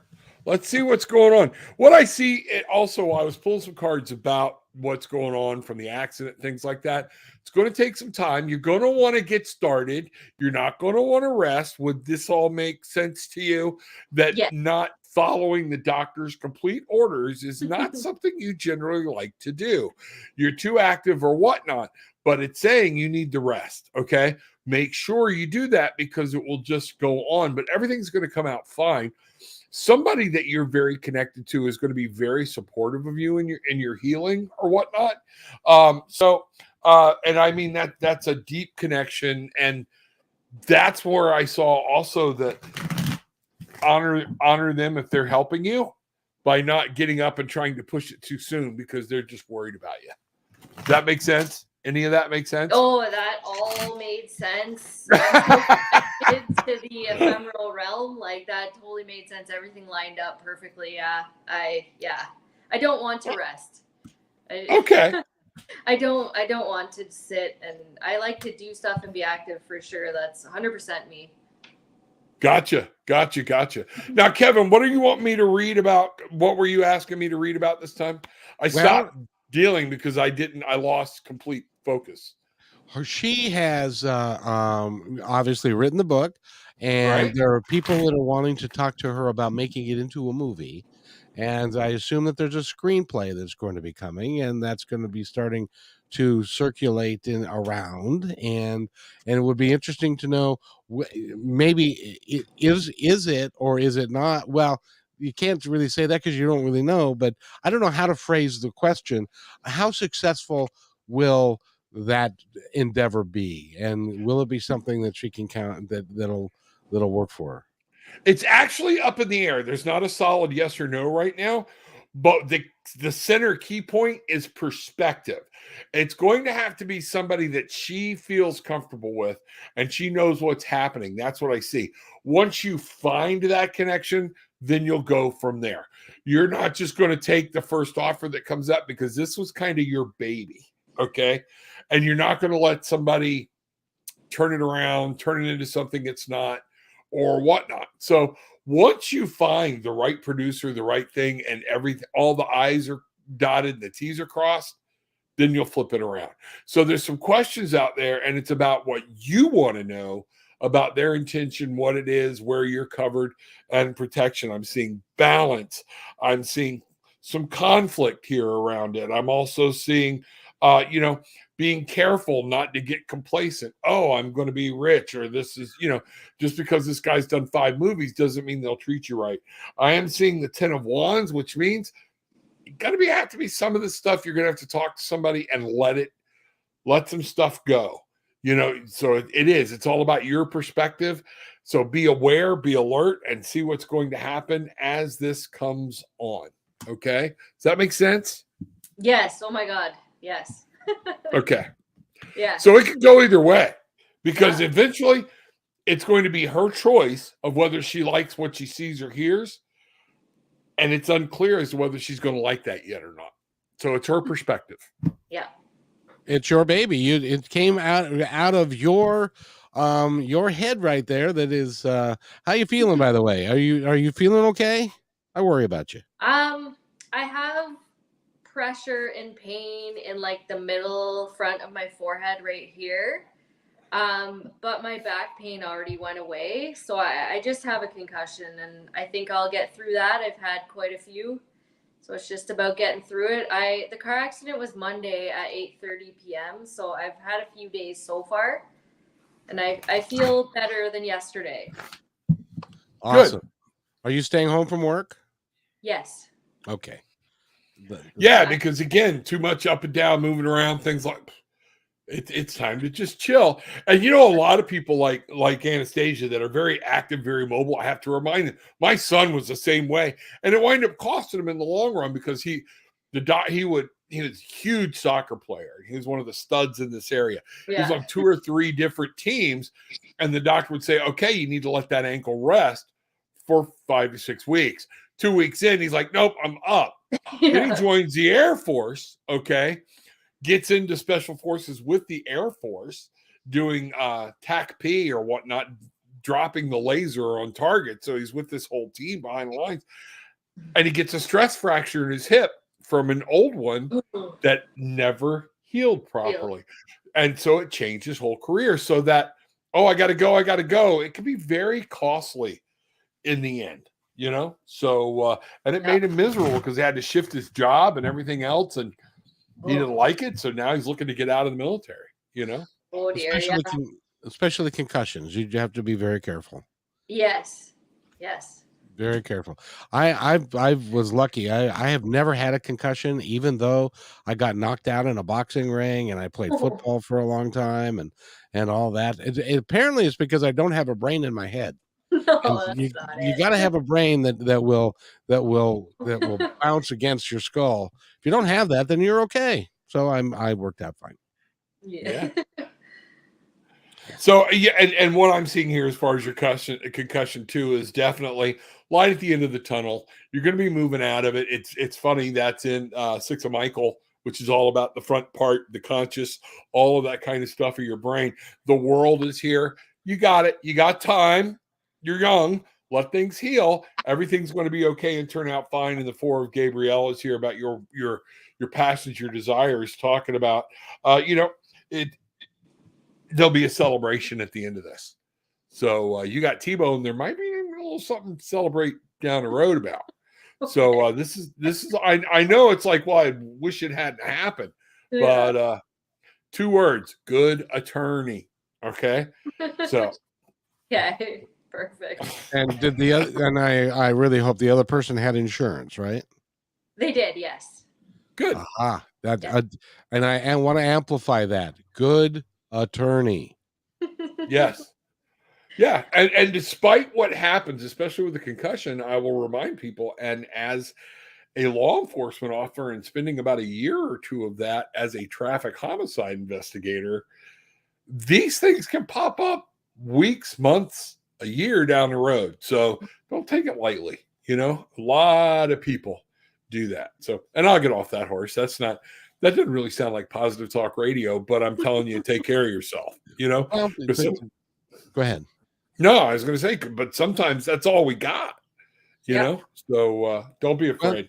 In an abstract sense, that is positive talk, because you're giving her positive actions on a better way of operating, rather than allowing the insurance company ads, and not that they would, because insurance companies really are nice people. But they're always your friend, and they're always looking out after your best interest. And so they might come to you and say, Anastasia, we're sorry that this happened to you, and we'd like to give you this. And your response would be, great, I'll forward it to my attorney. Thank you. And then, because that you need somebody who's going to be standing with you in your corner for your best interest, because that's what you need to do. Yep. I had a witness actually witnessed the whole thing, drove past us, got off at the exit, and walked all the way back to tell the police officer that I was not at fault in any way, shape, or form. And I'm actually grateful for him for doing that, because otherwise it would have been my word against this other person. So very cool. See, there's still human beings out there. There's still people that say I can do the right thing or whatnot. Hey, there's a guy in the audience, Michael Schmidt. He just said, Rob's got a twin, you know. Yes. But Michael, my brother, bangarang, welcome in. Glad to see you here. You know, and that's funny, Deborah. Don't encourage Michael and don't encourage Kevin. Okay. That's right. Besides, I'm older than him, so he looks like me. I don't look like him. I'm sorry, Kevin. Because when he says that he's the big ugly, then that means that we're both the big ugly, and that's just not acceptable. We're just not going to take that. I'll go with that. So, Anastasia, are you writing another book? Do you have another one coming? Do you think? Yes, I'm writing Chase Girl #2. I'm hoping to make it a 3-book series. I have no idea what the 3rd book's going to be about yet, but I'm about 100 pages into Chase the Girl 2. Cool. Wow. Cool. Do you have a target date? I would hope in the next 12 months that it would be done, published, all that, ready. When you do that, you need to come back on my show or our show so that we can talk more about that. Would you do that? 100%, yes. Anastasia, what do you do? So I've been toying with a book. I did one of those 19 pagers on, you know, I still haven't even put it up yet. What is somebody that knows they've got a good book in them and they know it? What's your first advice to them? How do they get started? What do they do? You know, what would you tell them? So the steps that I would advise are edit the book. So whether you hire someone or a friend does it, it needs to be edited. Then I would suggest sending it to a publisher, getting them to publish it. If you don't decide to do that and you self-publish, in both respects, you need to hire a public relations firm or a marketing firm to get it out into the social media world. And I think that those steps will make that book come out. Okay. So, but what I'm saying is somebody that hasn't even put pen to paper yet. What is a driver to say, do it? I think the motivation behind it for me was I really wanted to entertain people. I wanted to allow them an opportunity to escape their world. And the drive of other people really got me to put it out there. At the same time, I've always been driven and ambitious, so I had my own goals and timelines that I had to meet. There's no boss above me, like telling me when and how to do things. I just did them on my own and made sure I made those deadlines. Because I feel if you're truly passionate about something and want it out there, you got to do what you do to get it out there. At the same time, in university, I had this professor that said something that resonated with me until this day. And he said that if you write 1 page a day, you'll have 365 pages in a year. And that always stuck with me because writing 1 page a day is not hard. Writing 365 is hard. But if you can chunk it and reduce the stress on your body, you'll be able to write something for sure. That's, that 365 a page a day. That's huge because again, like you said, how many people are going to stop at the first page? So you keep saying, I'll go. And then everything starts flowing.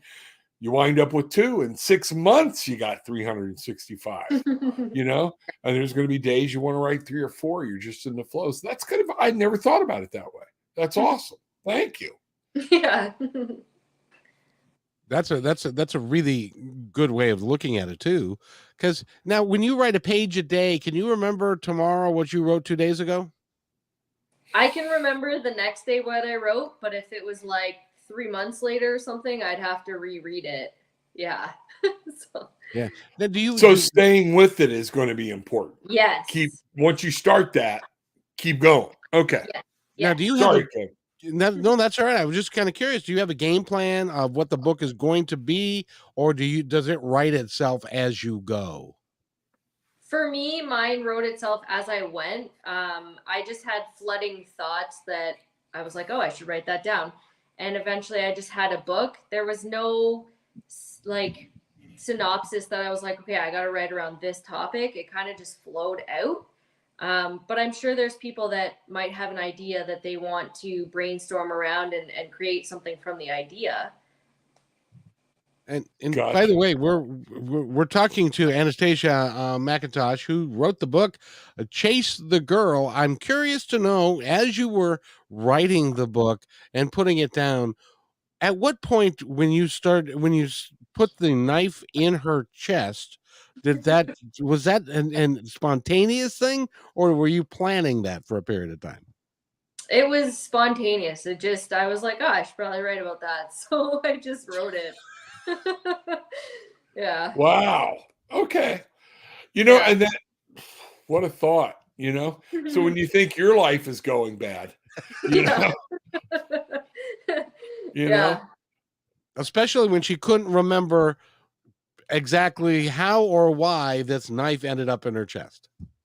Yeah, she basically wakes up on the floor in like a pool of blood with a knife in her, and she's just like, I don't know how this happened, and it goes from there. I had a night like that. It was in high school, but no, that's another story. So. I've never had a night with a knife in my chest. I've had some doozies, okay, and woke up. My problem is I never get drunk to the point of where I can't remember. So I remember the stupid crap I did. Yeah, so it's like, oh crap, I can't believe you did that. So yeah, no. Go to school the next day and everybody's like, dude. We can't believe you did that. Yeah. So different things. Well, you're wonderful to talk to, Anastasia. You're a lot of fun. And you guys are too.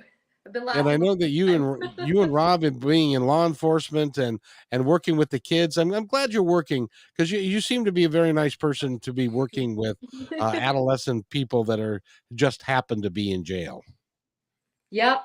I mean, they have their good days and bad, but for the most part, they're a population that can forget they're in jail. They can go back to that childlike manner, and they're playing ping pong and they just totally forget they're in jail. So they are really good to work with overall. Well, that's awesome. That's awesome. Rob? Yeah. Nope. Thank you, because it takes a special person to do that work. So from a law enforcement officer, ex-law enforcement officer, to a current one, number one, corrections was never in my gig. And number two, that you're doing that with children. Thank you. We need those kind of people. So I appreciate, we're always telling military people, appreciate your service, appreciate your service. That is an overlooked service. Thank you. I appreciate that. Now in Canada, you guys are a lot more enlightened than we are down here, so you can't have very many people that are in the jail with you, because it seems to me everybody that I've met that is from Canada is very nice and is very. Does Canada have a problem with teenagers and acting out and stuff like that? I don't know if it's a problem, but there's quite a population that do end up in the youth criminal justice system. We have different measures before they get to jail. But if they end up in jail, they've gone through all the measures before that and it has failed them, and then they end up where I am. So we do have a population, yes. That's too bad. Yeah. That's too bad, because it's tough for kids. It's tough for kids. It definitely is. Yes. Yeah. But you try, and I always tell them, make the best out of where you are, because it's going to end. You're not going to be here forever, and you'll get out at some point. You just have to work through it while you're here, and at some point you're going to get out. So just keep looking at it that way. And absolutely. Yeah. They have a lot of programs for kids to try and help them not repeat, right? Yes, lots. That's good. So they can tap into some of that. That's so, and because of your concussion and everything, you've been a jewel to be here. But we're gonna let you go now so that you can get some rest. Would that be all right? Yeah, sounds good. Tell them where to find your book real quick. You can find my book online pretty much anywhere. If you type in Chase the Girl and my name, Anastasia McIntosh. You can find it on Amazon UK, Amazon US, Book Depository, Pegasus Publishers, pretty much anywhere, really. It's okay. As usual, I massacred her last name of the pronunciation. See, to me, that says McIntosh. Yeah. But you pronounced it. How do you pronounce it again? McIntosh. You know, Kevin, normally I'm all over you. I would have gone with you on that one too. So sorry, you know, but again, that's some of our, maybe that's the Western thinking, or well, you're Western too. So whatever, I can't rationalize that one, but it's that whole, you know, let me ask you this, is that a dialect thing because we're not familiar with Canada, or is that why McIntosh?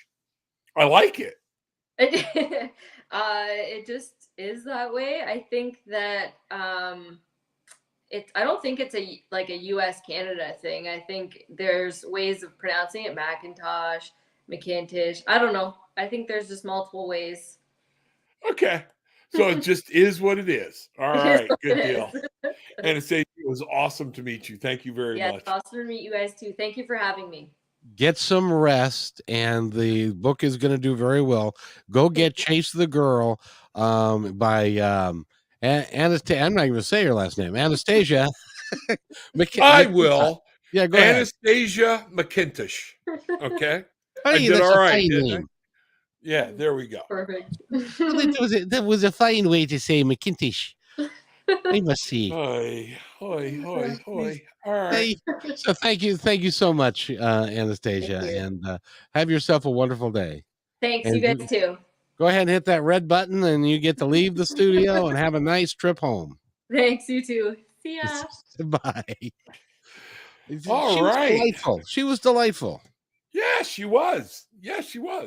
So, but man, those concussions, that can be a rough thing to get over. One day we'll have to talk about concussions because there's a whole thing going on with soccer and sports and kids sports we might want to touch on. So you and I'll talk about that afterwards and see what's got, or we find a specialist or somebody else. So, well, it is, I've known, well, in this day and age with the way modern helmets are built and that kind of stuff, it's different. I was almost in the time playing football when they had the same face mask for everybody. And there were no shields, and there was no air, because now they've got the air helmets and that kind of stuff. It was, but we didn't have, there was no such thing as concussions back then. It was and no, you got a headache. You got your bell rung. That's it. How many fingers am I holding up? Yeah. Okay, go back in there. Yeah. Yeah. So some of this now with the way soccer has become so big in the US, okay? And they don't wear helmets. And it has been recommended 14 and under should be playing with the helmet because of the elevation of soccer. They're seeing an elevation in concussions in kids 14 and under. But that's not part of the game. But isn't that because of the headers? They should outlaw the header is what they should do. Then you take away half of soccer. And that's the whole thing. Well, but it's part of the sport. There are certain things, that we do that it's like, okay. And at least they said 14 and under. At this age, let's protect our children, okay? And then they can make these bigger decisions, and that was what's going on, So like I said, I can get off on that one, having had a son that played huge, and watching kids smash their head into the goalpost, do different things or whatnot, So that's one of those things. So anyway, and Michael's right. When we just didn't look at it that way, there wasn't. Well, my high school football team, we had 50 kids. We did not have a trainer. We did not have any. Nowadays, you've got with football that it's being done in high school now, you've got a trainer and you've also got a medical person there at most practices and certainly at the games. We had none of that. Just put some dirt on it and you'll be fine. And stuff. So it was a different time back then, but and we didn't even get water during a practice. No, now that, and in Florida, believe it or not, we used to play in very swampy places. Okay. yeah. And you would be out on the field and you would smell the waft of mosquito repellents coming from the parents, and we're all out there. You come walking off the field, your mom's like, "Oh, you're bleeding. It's mosquitoes, Mom. Forget it."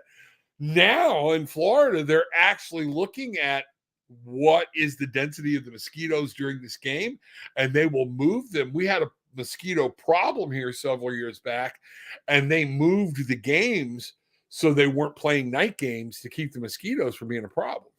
Oh, that's lovely. I'm glad you live there and I don't. Welcome to Florida, baby.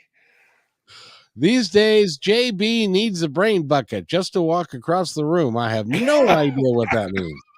You'll have to explain, Reverend Rob. It's just saying, he's talking about we're trying to take care of everybody. Michael, if I got that right, let me know that everybody, we're a little overprotective, but there are some things maybe we should be, and there's some things, time to toughen up, time to do whatever. So, hey, folks, call in 206-408-1395. Yes, you're on YouTube. And yes, you can still actually make a phone call. So if anybody wants a reading, we're kind of slack. Give me a call. I'll do a reading.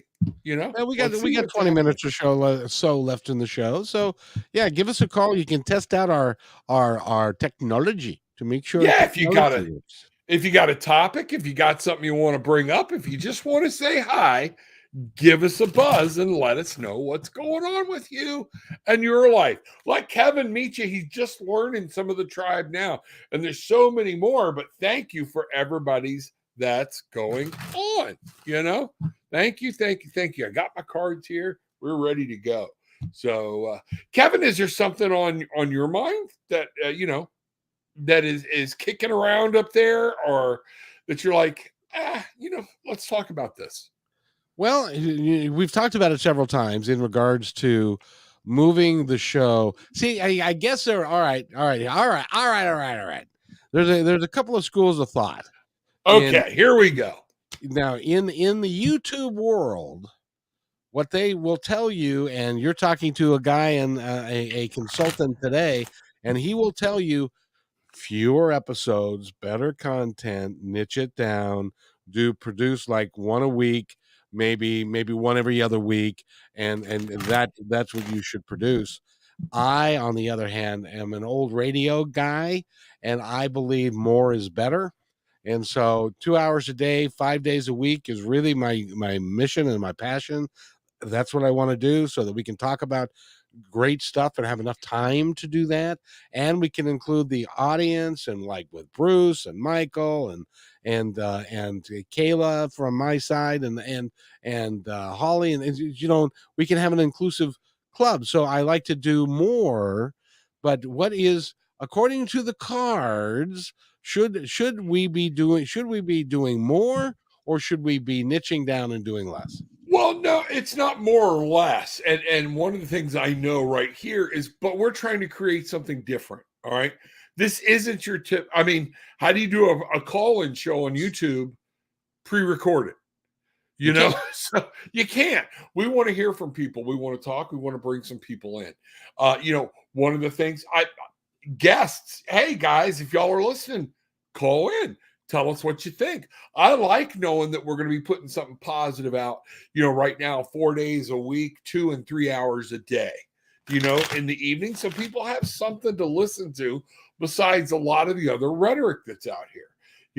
What do you want to hear? Where does it go? Because this is a little different than just doing YouTube, So that's one of the things. Even the guy I talked about today was like, no, I'm not going to tell you to quit doing free shows, but maybe I need to be doing some other content with it. So maybe we're going to be doing some things, some sketches, some skits or whatnot, So what do we think about the format change? That's what I'll ask here real quick. Okay. About changing, and I'm talking about changing it to all pre-record.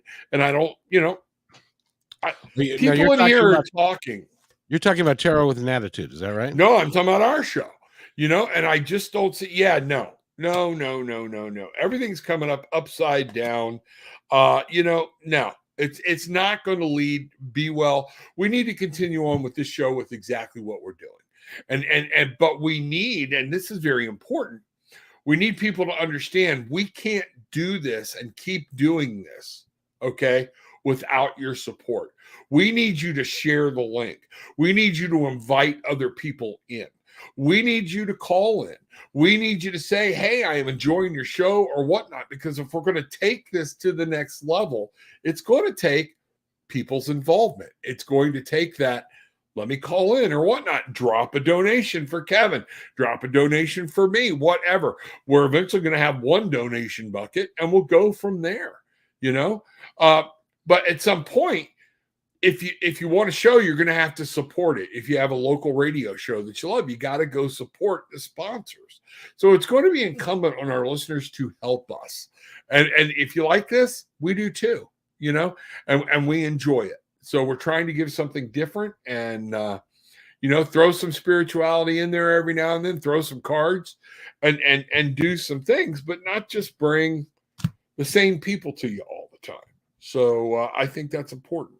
It's important for me to provide a space for people to relax a little bit, laugh a little bit, and to get some great information from some really, really incredible people. I've had we're going to have a gal on next week. Her name is Allison Roberts, and she is one of the top 100 coaches in the world, and she is just really dynamic. And we're bringing people like that because they have found that this is Positive Talk Radio, and positivetalkradio.net is a great outlet for them to find like-minded people that are interested in what they have to say, and it really works for them. So they really are want to be on the show. We want you to want to be on the show. We want you to call in and to talk to Reverend Rob if you've got something. As a matter of fact, we're going to challenge you that in the past, Reverend Rob has been able to do readings from your chat. Well, now we want you to call in, because we want you to be an interactive part of this program, because some of you guys, Michael Schmidt, Bruce, and some of the others, let me go back here and Deborah Indigo, Deborah Indigo, so many. Yes, and Kayla and Holly, and so we want you to be an integral part of the show, because you've got talent as well, and you've got something that you'd like to say and contribute. We would love to give you that forum to be able to do that, because other people will benefit from your experience and who you are. So this isn't about Rob and I. This is about all of us building a community together of like-minded people that are interested in creating a positive environment for us and the world, because ultimately we are all one. We're all part of the. I sound like a Southern Baptist preacher suddenly. And so I'll leave that. No, not at all. Huh? No.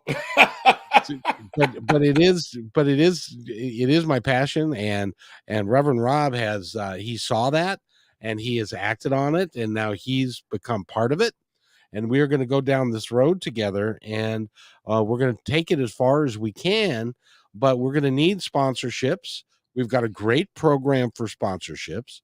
We've got, you get commercials on live radio, on YouTube, on podcasts.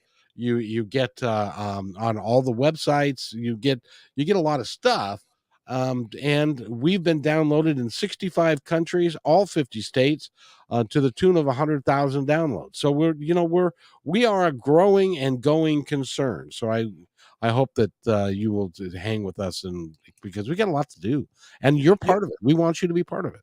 We absolutely do, and we need y'all to understand where. Kevin was flying this solo with a couple of people popping in to help him out. So this shift for us, bear with us. We're still finding our wheels. But next week we're going to see different intros. I love our music though.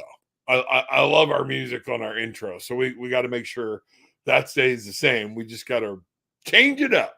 But that's, we're going to be doing some things. We want people to have fun. It's not just a place to sit and listen and go, okay, but it's a place for you to come, see your friends, enjoy, call in, okay? Kevin and I will do our best not to embarrass you. We'll do our best to help it out, okay? Call in. It's one of those things. You don't do that on YouTube. You just don't. And this is something really cool, I think, that we can do. And when we have a guest, call in, talk to them, ask them a question. I know yesterday, the KKNW show, we had a great young man, actor, director, writer, Christopher Logan, been in, Silverman. What was that? Chasing Silverman, the X-Files, things a lot. And what a dynamic young man he was. So there are a lot of people that are jumping in here. And we want to be a part of it. We want to be a part of it. Okay. So we want you to be a part of it. So come help us kick this thing off, kick it in the butt, and let's see what's happening. Starting this Monday, 11 o'clock, 5 p.m. Eastern. That's 2 p.m., 2 to 4 Pacific, 5 to 7 Eastern. Did I get that right, Kevin? Yes, sir. I'm going to write it down for you, though. There we go. Okay. Yeah. So, Monday, Wednesday, Thursday, Friday. And then what days is KKNW? Wednesday and what else? KKNW is continuing to be on Monday at 9 a.m. Pacific, noon Eastern. And on Wednesday, we're going to do, and really excited about this. On Wednesday, we're going to do the show from 2 to 4 Pacific, and then KKNW from 4 to 5 Pacific. So that's going to be a 3-hour extravaganza that we are going to do. And who's good? Okay, I'll bite. Who's Good Lion TV? Good Lion TV. I don't know. Let's look him up. Call in, Michael. Tell us about this guy. Okay. And what's his name again? Nick Alvier. I'm glad you can say that. Alvier. Well, I don't know if I said it right. I just said it. We are just on the brink of, we believe, a really cool thing that will involve everybody. And we really want your participation as well as support to make this a lot of fun for everybody, and we can actually change some lives, and we can help people live their lives a little bit better, a little bit more positively. As you all know, there's way too much negative in the world, from the pandemic to now this war to now there's just way too much, and we don't need that anymore. And so if we can do something and then that is fun and positive, and Michael said, so I think Michael said it right. He said, this is going to get good, because we've known Reverend Rob and I have known each other a week. Wait till we have known each other a month, and what we can bring to the table and what you guys can bring to. Absolutely. So we need your help. Come on in, talk to us, find out. It's okay. Like I would say, come on in. The water's fine. Okay. You're not going to get hurt. Rada, good to see you, buddy. Welcome. Bangarang. Let's see what's happening here. All right. More of the tribe checking in. Michael, so glad to see you over here. Bruce, I know the ladies have beat y'all to this a lot of times. Indigo, Deborah, appreciate y'all doing that, and the tribe slowly kicking over. So glad to see it. Now, as we move through this, I do need to tell you, and then we're working to fix it, but there is just a slight delay in the phone connection. So that just take that into account as we bring our first caller in for the day, Reverend Rob. Yes. And so we're gonna bring him on right now. All right, we can do this. Here we go. Hey, Rob. It's Michael. Hey, Rada, how are you? It's Michael, buddy. Oh, it's Michael. Okay, I thought Rada said he was calling in, so I thought, hey, Michael. Welcome, Mr. Schmidt. How are you, sir? I'm doing good, guys. Nick Alveri, you want to look into? He was jailed on January 6th. Okay, on the whole riot thing? Okay. Yeah, I looked him up real quick. This is the guy that was smoking dope or something. Yeah. Everything was about a doobie smoker. So I'll have to look into him, you know, and see what's going on. So that's cool. Glad to have you there. You know, thank you for giving us the name, because we reach out to a lot of people. Let's see what's happening there. Okay. Yeah. Now was he was dig this guy. What, Michael, was he involved with January 6th in some way? He was one of the ones that were jailed. Oh. He's out and he's done a lot of great movies. Once you check out his website at goodlion.tv, he's got amazing videos that he's done exposing a lot of crap that's going on now, especially with the guys who are still in for January 6th. Oh, okay. I gotcha. Yeah. I actually know one of the guys that's still in jail from January 6th. He was a good friend of my son's, and he is facing 40 years in jail. Wow. Okay. That's a long time. And it is indeed. It is indeed. Well, thank you, Michael, for that. And I hope that you'll listen often and have a great day, huh? Yes, let me know. I'm in Central Time Zone, so I'm in Chicago. Yeah, he's between us. Chicago. That's cool. Shot-town. So there we go. Michael, thank you for calling, buddy. I appreciate it. I really do. Thank you, sir. You have an awesome day. You do the same, guys. Take care. Take care. All Thank right. you. Bye-bye. And Michael actually does poetry and different. He's quite an individual. Well, we need to. Yes. I would love for him to read some poems on the air. That would be awesome, because we all have gifts, and we all need to use our gifts. And if one of your gifts is to give to other folks, then we would like to provide a forum for that. Speaking of which, we got another call, so it's really cool that we've got another caller. So let's do this right now. Welcome, caller. You're on with Reverend Rob. Hello? Hello? You're breaking up. Who am I talking to? I can't hear, Kevin. Can you hear? I'm sorry. Say that again, my dear.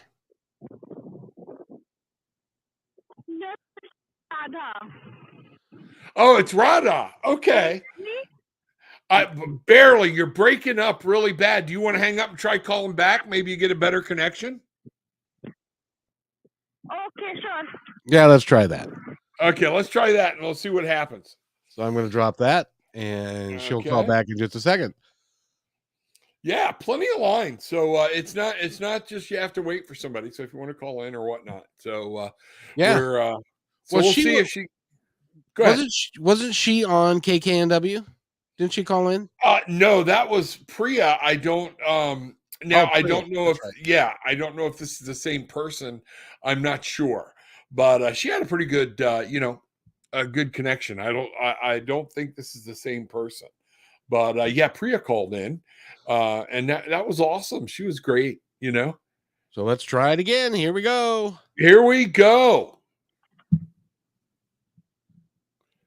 And welcome, caller. Radha, are you there? Hello. No. She she's just having problems getting through on her phone. So it cut out. It actually no. All right. Well, we're coming down here anyway, so that's pretty good, But Radha, I love you. We'll be on again tomorrow, okay? Tomorrow, Rob, tomorrow we've only got KKNW at noon. Oh, really? Okay, yeah, that's right. I'm thinking about next week. Okay. Yeah. Radha, how long is the show going? Radha, you're out. She's outside now. So if you want to try to call in, we can hold for another minute, right? Sure. Let's try it. Call in again, and let's see. I just left work, All right. That's always a good feeling. See, that's a beautiful thing about what we are doing here on the internet is that we say we're going to be on from 2 to 4 or 5 to 7, depending on what time zone you're in. But if we've got a lot of stuff going on and we've got a lot of interest, we don't have to terminate the show at the end of the show. We can keep going. And I enjoy KKNW, but this is one of the nice things about about doing our own show here, because we can hang out and make sure everybody gets talked to or whatnot. Yes, so, and here is Radha again. So okay, you want to take Michael's comment down, and we will go from. Hello, Radha. How are you? Hello, guys. We are good. We are good. It is good to hear your voice. Can you hear me better now? Yes, I can hear you really good. Then what's happening with you in your world? Where are you calling from? So I'm calling from Toronto, and I just left work. I tutor at my college, tutoring students something and finance courses, and I'm in school, so just going home now. Okay. Well, I want you to be safe. Your phone is really, really breaking up, so it's kind of hard to hear. Were you wanting a reading? No, I don't want a reading, but if anything,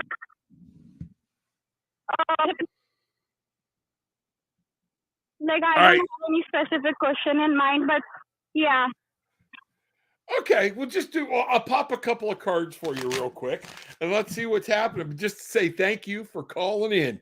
So for Radha, we just need to know a couple of things. What's going on? You're going to be juggling some things around, okay? Some new things are happening for you in your physical world. I got the Princess of Pentacles, and this means you're going to have some fun, and you need to be careful. What we're talking about here is finances, all those things, work, school. But have fun. Balance is going to be necessary. Everything came up for you with some change. Some things are going to be shifting. You got to remember to keep balance and to have some good time. So I want you to remember to have fun. I want you to remember that in all things, balance, you're going to work out. But listen, don't forget to act out and cut a fool and be able to, just act like a child every now and then and have fun. Does that make sense for you?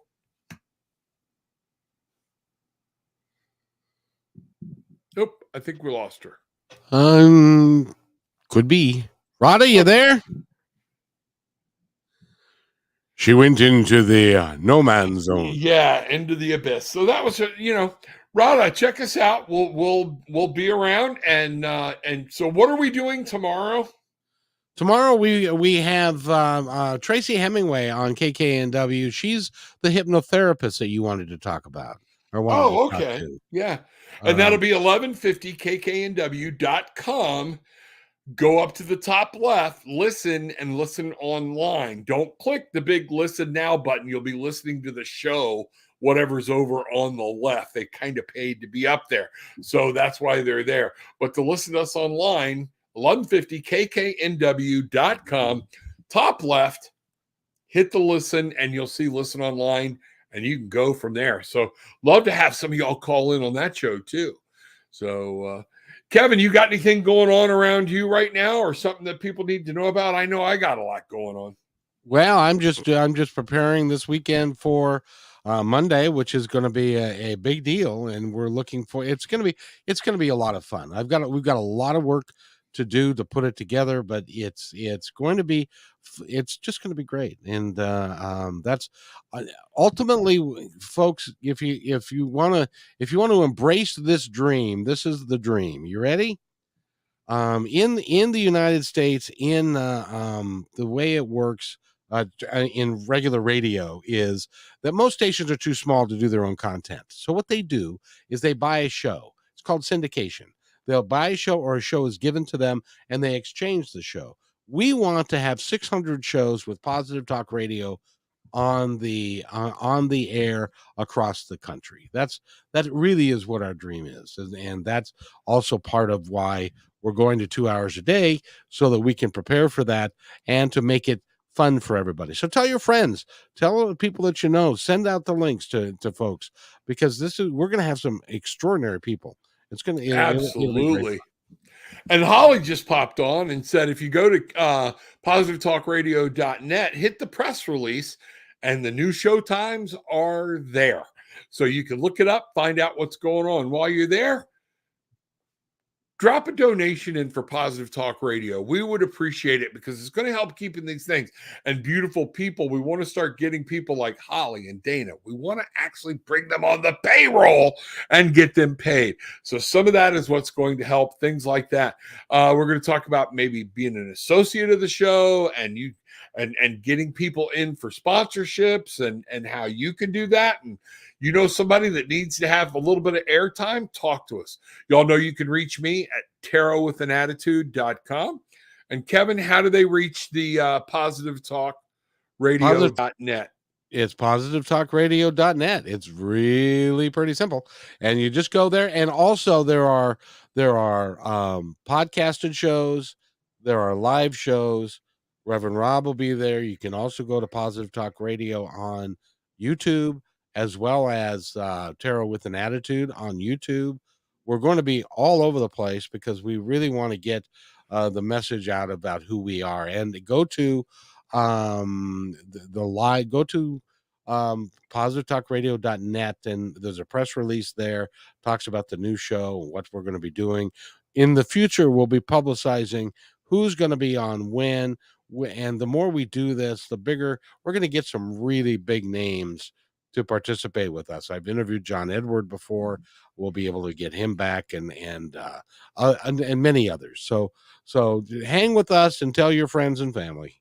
That's all I can say. Absolutely. And above all else, make sure Tarot with an Attitude, drop in there, help me do a book a session or whatnot.